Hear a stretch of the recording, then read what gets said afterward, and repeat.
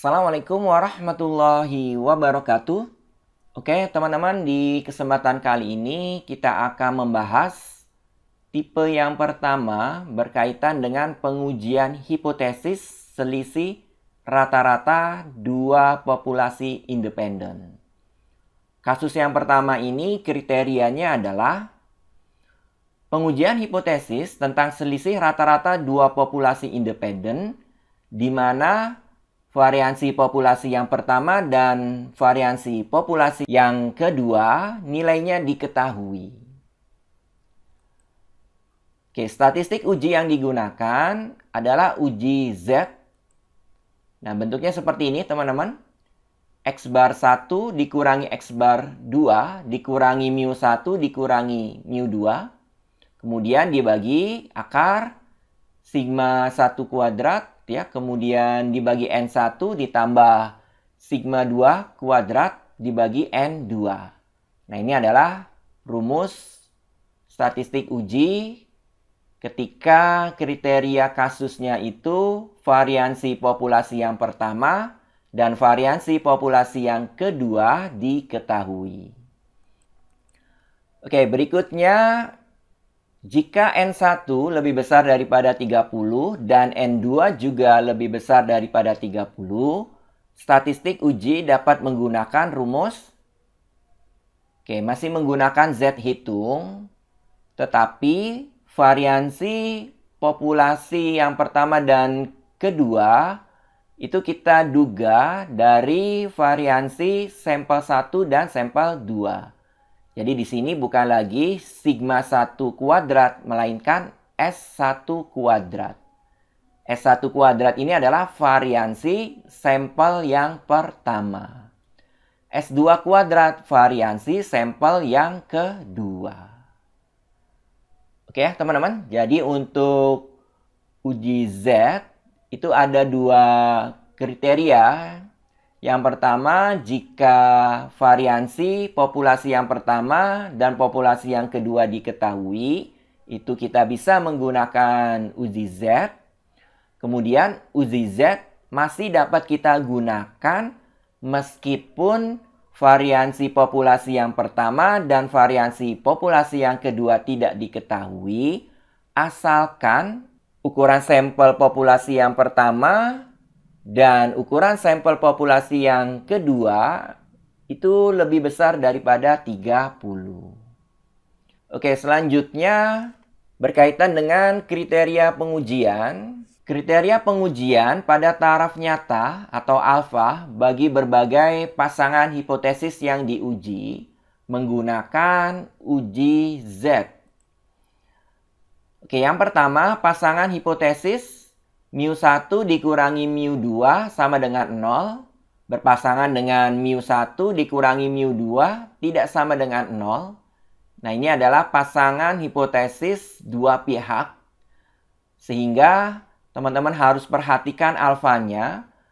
Karena dua pihak itu daerah penolakannya ada di kiri dan di kanan. Maka teman-teman jangan lupa alfanya untuk dibagi 2.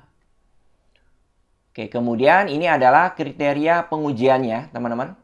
Jadi Z hitungnya negatif Z alfa per 2 sampai Z alfa per 2, maka H0 yang diterima. Selain dari itu, tolak H0, terima H1.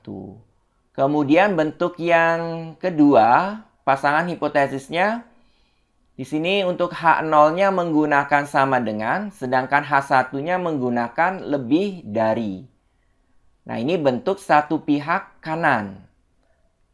Kalau satu pihak kanan, daerah penolakannya ada di sebelah kanan. Hanya ada satu, yaitu di kanan. Maka alfanya tidak perlu dibagi 2. Oke, terima H0 jika Z hitung kurang dari Z alfa. Kemudian bentuk yang ketiga, di mana H0-nya menggunakan sama dengan, H1-nya menggunakan kurang dari.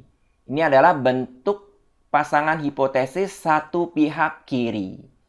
Satu pihak kiri, daerah penolakannya hanya ada di sebelah kiri. Hanya ada satu, maka alfanya tidak perlu dibagi 2. Terima H0 jika Z hitung lebih besar dari negatif Z alfa.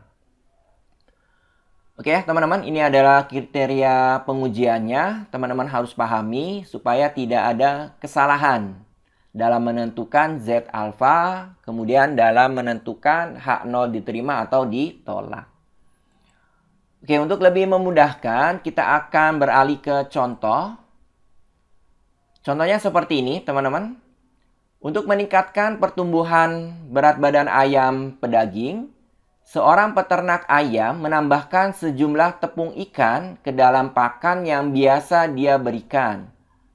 Pakan tambahan tersebut diberikan kepada sejumlah anak ayam selama 45 hari. Misalkan populasi 1 adalah anak ayam yang mendapat pakan tambahan, dan populasi 2 adalah anak ayam yang mendapatkan pakan yang biasa selama periode yang sama. Misalkan suatu sampel acak sejumlah 100 ekor diambil dari ayam yang mendapat pakan tambahan dan diperoleh X bar 1, 1,83 dan S1 kuadrat sama dengan 0,0124. Sedangkan dari populasi ayam yang mendapat pakan biasa, diambil sampel sebanyak 130 ekor dan diperoleh X bar 2, 1,74 dan S2 kuadrat sama dengan 0,0172. Berdasarkan data tersebut, dapatkah kita simpulkan bahwa penambahan tepung ikan terhadap makanan ayam telah meningkatkan berat badan tersebut? Oke ya teman-teman, soalnya lumayan cukup panjang, jadi teman-teman harus jeli dan teliti dalam menentukan informasi yang diberikan. Ya, dari soal ini ternyata yang diinformasikan adalah rata-rata sampel populasi yang pertama, yaitu 1,83, kemudian rata-rata populasi sampel yang kedua, 1,74. Kemudian berikutnya, variansi sampel yang pertama 0,0124, kemudian variansi sampel yang kedua 0,0172. Kemudian ukuran sampel yang pertama 100, ukuran sampel yang kedua 130. Nah, ini adalah informasi yang diberikan oleh soal atau dari problem kita peroleh informasi seperti ini. Mu1, Mu2 masing-masing rata-rata berat badan ayam dari kedua populasi tersebut. Oke, teman-teman, kita masuk ke langkah yang pertama. Kita harus menentukan hipotesis. Oke, hipotesis H0. Kalau H0 itu akan selalu menggunakan sama dengan, berarti Mu1 dikurangi Mu2 sama dengan 0. Oke, kemudian H1 disesuaikan dengan tujuan dari persoalannya, tujuan dari problemnya. Ingin mengetahui apakah penambahan tepung ikan menambah atau meningkatkan berat badan anak ayam. Berarti H1-nya Mu1 dikurangi Mu2 lebih besar daripada 0. Karena Mu1 ini adalah populasi anak ayam di mana diberi tambahan tepung ikan, ya. Oke, jadi nilainya itu diuji apakah lebih besar daripada populasi di mana pakannya itu tidak diberi tepung ikan atau pakan biasa. Nah, bentuknya adalah bentuk satu pihak kanan. Karena ini lancipnya ada di sebelah kanan, berarti satu pihak kanan. Oke, selanjutnya teman-teman harus menentukan statistik uji. Kita lihat, kita perhatikan kriterianya. Meskipun variasi populasi tidak diketahui, namun ukuran kedua sampel tersebut cukup besar, 100 dan 130, maka statistik uji digunakan adalah Z ya teman-teman.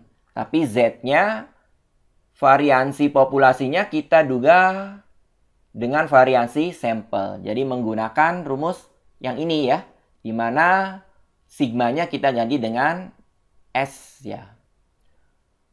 Oke ya teman-teman, mudah-mudahan cukup jelas sampai sini. Oke, selanjutnya kita beralih ke langkah yang ketiga. Teman-teman harus menentukan daerah kritis. Taraf nyata alfa yang digunakan misalkan 5% ya teman-teman, atau 0,05. Kemudian tadi di langkah yang pertama hipotesisnya adalah satu pihak kanan. Jadi dalam menentukan Z tabel, alfanya tidak perlu dibagi 2 ya teman-teman. Oke, jadi Z tabel sama dengan Z alfa, Z 0,05. Dengan menggunakan tabel normal baku atau tabel Z, teman-teman peroleh nilai 1,645. Oke, setelah kita menentukan Z tabel, kita bisa menentukan daerah penerimaan H0. Karena satu pihak kanan, berarti daerah penolakannya ada di sebelah kanan. Daerah penerimaan H0-nya menjadi seperti ini ya teman-teman. Z hitung kurang dari 1,645. Oke, ini langkah yang ketiga, yaitu penentuan daerah kritis. Beralih ke langkah yang keempat, penentuan nilai statistik uji dari sampel. Disesuaikan dengan statistik uji yang sudah kita tentukan di tahapan yang kedua. Nah, ini ya rumusnya seperti ini, teman-teman. Tinggal teman-teman substitusikan saja. X bar 1-nya 1,83, kemudian X bar 2-nya 1,74. Mu 1 dikurangi mu 2 ini diasumsikan 0 ya teman-teman. Maka dikurangi 0. Kemudian S1 kuadrat 0,0124 dibagi N1. N1-nya adalah 100. Kemudian S2 kuadrat 0,0172. Kemudian N2-nya adalah 130. Nah, teman-teman hitung pembilang dan penyebutnya terlebih dahulu ya, masing-masing. Oke, kemudian tinggal dibagi, pembilang dibagi penyebut. Diperoleh Z hitungnya adalah 5,622. Oke, selesai langkah yang keempat. Kita beralih ke langkah yang kelima, kesimpulan. Kita cukup membandingkan Z hitung dengan Z tabel. Z hitung nilainya adalah 5,622. Kita bandingkan dengan Z tabel, yaitu 1,645. Ternyata Z hitung lebih besar daripada Z tabel. Sehingga kalau teman-teman perhatikan interval ini, tidak memenuhi interval ini ya teman-teman. Artinya, nilai Z hitung terletak di luar daerah penerimaan H0. Maka H0 ditolak, konsekuensinya H1 diterima. Oke, H1 diterima berarti mu1 dikurangi mu2 lebih besar daripada 0. Nah, kalau kita kaitkan dengan problem atau permasalahannya berarti bahwa ayam pedaging yang mendapat tambahan tepung ikan dalam pakannya secara statistik lebih berat daripada ayam yang mendapat pakan biasa. Oke ya teman-teman, seperti inilah cara melakukan pengujian hipotesis selisih rata-rata untuk dua populasi independen. Mudah-mudahan mudah untuk dipahami serta bermanfaat. Terima kasih atas perhatiannya. Saya akhiri. Wassalamualaikum warahmatullahi wabarakatuh.